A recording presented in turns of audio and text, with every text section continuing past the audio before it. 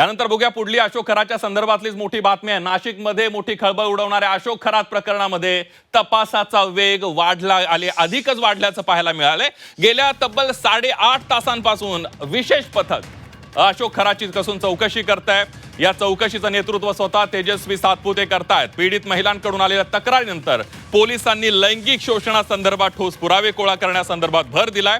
दरम्यान अधिकाधिक महिलांनी पुढे येऊन तक्रार नोंदवावी यासाठी SIT कडून हेल्पलाईन नंबरही जाहीर करण्यात आला। या प्रकरणामध्ये आणखी धक्कादायक खुलासे होण्याची शक्यता वर्तवली जाते।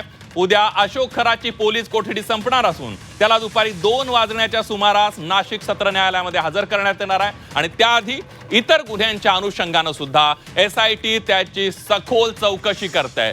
या प्रकरणामध्ये पुढे काय नवीन उघड होणार आहे, आणखी किती पीडित महिला समोर येणार आहेत, न्यायालयामध्ये काय घडामोडी घडणार आहेत, याकडे सगळ्यांचं लक्ष लागलेलं आहे।